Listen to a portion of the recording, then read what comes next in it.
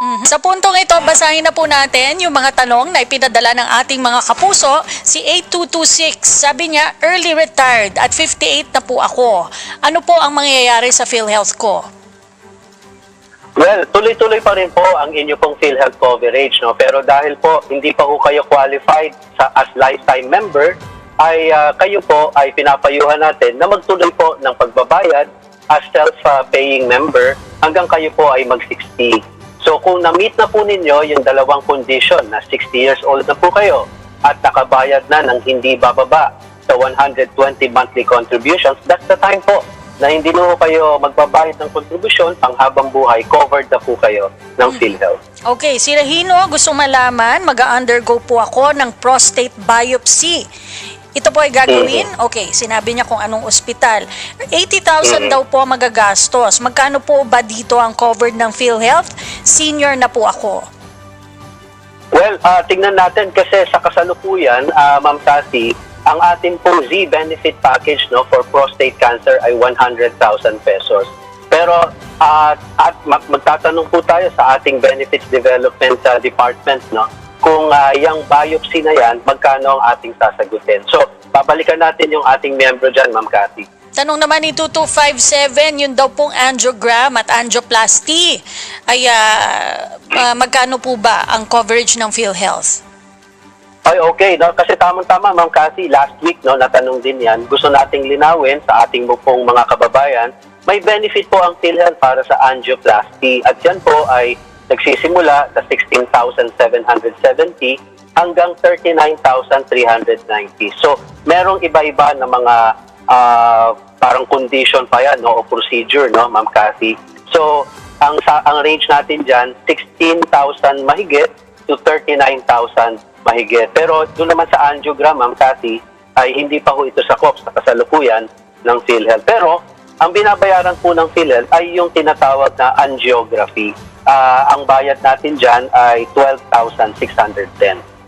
Okay, tanong ni Amor sa ating Facebook Live, ano po ang parusa sa employer na hindi nagbabayad ng PhilHealth ng kasambahay niya? Nasa abroad ang mag-asawang employer. Ay, nako, meron pong parusa dyan. Ano? Una, kapag hindi po nababayaran at ito ay, kasi yung mga hindi nakakabayad ng mga employers, Ma'am Cassie, ay sila po ay kinokontakt ng PhilHealth, no? So, kapag sila ay magbabayad, subject to interest na yan. At kung di ako nagkakamali, pagka employer na, no, ay up to 3% ang maaaring maging interest, no, sa kanila, sa mga hindi nabayaran. Ngayon, sa batas ay siyempre maaaring may kulong dyan, ano? So, kaya dapat po ay paalalahanan po natin yung inyo pong employer na sila po ay mag-update ng inyo pong contribution sa PhilHealth. Lalo na kung binabawasan kayo tapos hindi nire-remit, di ba, sir? Ay, tama, Ma'am Cathy, no? Yaman din lamang binabawas mo na. Dapat dagdagan, no, nung employer nung kanyang share at regularly i-remit sa atin. Si 7327, ang tanong, parehas po kami ng asawa ko na may trabaho at may hulog sa PhilHealth. Pero hindi po kami kasal. Ang sabi po sa amin, hindi namin pwedeng parehong gawing beneficiary ang dalawa naming anak. Isa lang daw po sa amin ang pwedeng mag-register ng beneficiary. Bakit po ganon? Opo, kasi ganon talaga ang nasa panuntunan po natin, po, Ma'am Cathy, na kahit pa nga sila ay mag-asawa, Ma'am Cathy, no, ay yun pa rin ang rule. Dapat ay isang beses lang maaaring i-declare yung isang anak, no, at hindi pa pwedeng pareho sila. Talagang ganun po ang policy po natin. Anyway, So kung halimbawa, dalawa yung anak, ay pwede po sila na maghati, no, yung isa sa nanay, yung isa sa tatay. So pwede pong ganun. Huwag lang parehong i-declare. kasi pareho lang naman po yung magiging coverage niyan. Kahit po Coverage. silang pareho mag-declare, di ba, sir? Tama po, tama po. Si Sir Boyet, sabi dapat isama ng PhilHealth ang animal bites. Kalungkot naman, sana isama nyo sa benefits ng members. Maraming nabibiktima ng animal bite. Napakataas ng bayad sa Animal Bite Center. At kung may government hospital naman, ay baka mamatay na ang pasyente bago pa maturukan ng vaccine. Okay, hindi po ba kasama? kasama, Ma'am Cathy, no? Kaya wag na po kayong malungkot sapagkat talagang dati pa ay meron tayong animal bite treatment package sa PhilHealth. Ang atin pong payo lamang ay hanapin po ninyo yung mga accredited animal bite treatment centers na malapit po sa inyong lugar. Kasi kapag hindi po accredited ay hindi po sila, no? Hindi po ninyo talaga ma-avail yung inyo pong animal bite treatment benefit, no? So, yan po i-covered at hindi lamang po mga government facilities, no? Ang atin pong ina-accredit. Pati po yung mga pribadong mga facilities, no? Animal bite treatment centers ay ina-accredit po natin. So, actually, I'm looking at the long list, no, of animal bite treatment package na centers, no, na atin pong accredited. Sa ngayon, meron tayong 673, Ma'am Cathy, na mga animal bite treatment center sa buong bansa na accredited po ng PhilHealth. Okay, si 7311 ang tanong, cover din po ba ako sa CT scan ko ngayon? Miyembro po ako ng PhilHealth at senior na ako, 67 years old. Well, gusto ko makasure, no, kung talagang yung CT scan ay covered natin. So, Ma'am Cathy, kung nandyan yung kanyang number, babalikan po natin sila. Okay, ito naman tanong ni Irma. Ako po ay 59 years old at voluntary member ng PhilHealth. Nagbabayad po ako monthly. Sa ngayon po ay wala na po akong maibayad. Mako-cover pa rin po kaya ako ng discount sa PhilHealth at isa rin po akong PWD na. Well, ang sagot po dyan ay opo, no? Magagamit nyo po ang inyong PhilHealth insurance sakali po na kayo ay magpa-confine, ma-admit po ngayon o magpapagamot po kayo. So, yan po ang guarantee ng Universal Healthcare Law. Salamat po, no? Talagang sinikap ninyo, magbayad, tuloy-tuloy. Ngayon, may problema sa pagbabayad. Ang sagot po, makagamit nyo pa rin. Ngayon, nabanggit niya, no, Ma'am Cathy, PWD po sila. Opo. So, oo, ang mga PWD ay covered natin, no? So, government ang magbabayad para sa kanila. Ang atin na lamang pong payo po sa inyo, tiyakin po ninyo na kayo ay registered sa PWD registry, no? So, makipag-ugnayan po kayo sa inyo pong lokal na pamahalaan. Ito po, may nagpadala tungkol sa SSS na claim. Hindi po SSS, PhilHealth po tayo ngayon. Okay, si 3212, ako po ay si Roque, 63 years old. Meron po akong ID sa PhilHealth. Sa konsulta package po ng isang ospital, sinabi niya, ako nagparehistro. Ang tanong ko po, covered ba ang pagpapalaboratory at pagpapacheck up ko sa ospital na yon at wala na ba akong babayaran? Well, actually, yung ating mga, iniisip ko pa kung meron, nire-recall ko kung meron tayong ospital, no? Na MCI accredited Medical Center consulta daw provider. po. MCI Medical Sige. Center.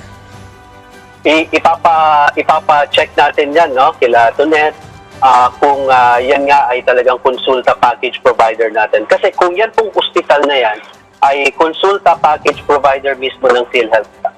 Tama po, na ma-avail po ninyo yung pong libreng konsultasyon, pati po yung mga laboratorio na 13 laboratorio, kasama na dyan yung X-ray, yung ECG at iba pa, at may mga gamot din po. So, dapat lang masigurado natin na yung ospital na yon ay accredited nga po ng PhilHealth sa konsulta. Okay, saan po makikita para po yung mga hindi nakakaalam at interesadong magparehistro sa konsulta? Paano nga ba malalaman, Sir Ray, yung mga miyembro ng konsulta package? Opo, no?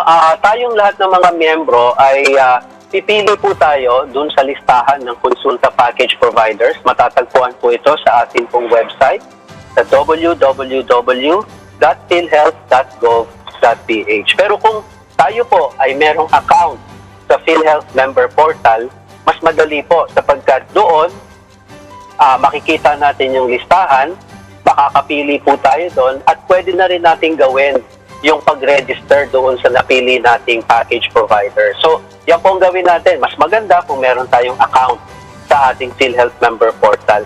Ngayon, kapag tayo'y nakarehistro na doon sa consulta package provider of our choice, mag-proceed na po tayo, no, sa pagkuha ng authorization transaction code. Parang appointment system ito, no, Ma'am Cathy, para pagka pupunta na tayo doon sa napili nating provider, ay alam nila na tayo po'y darating. So, para makapagpakonsulta na po yung ating miyembro.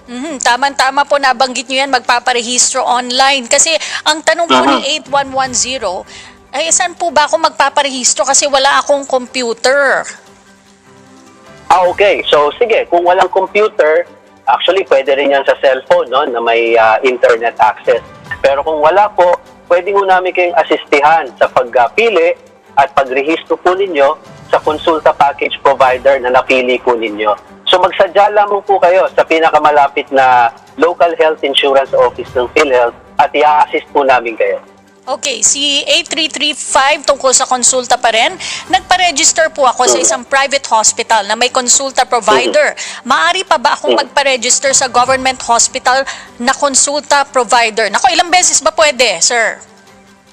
Minsan lang, no, Ma'am Cathy. Kung halimbawa, ngayong taon, no, ang napili natin, yun nga, yung nasa private provider, ay mananatili tayo na tayo'y nakaregister doon for the rest of the year. So kung gusto nyo pong lumipat ng inyo pong konsulta provider, ay sa susunod na taon po ninyo pwedeng gawin yon. So isang konsulta provider kada isang taon, tatapusin mo muna yung isang taon bago ka makalipat. Yes.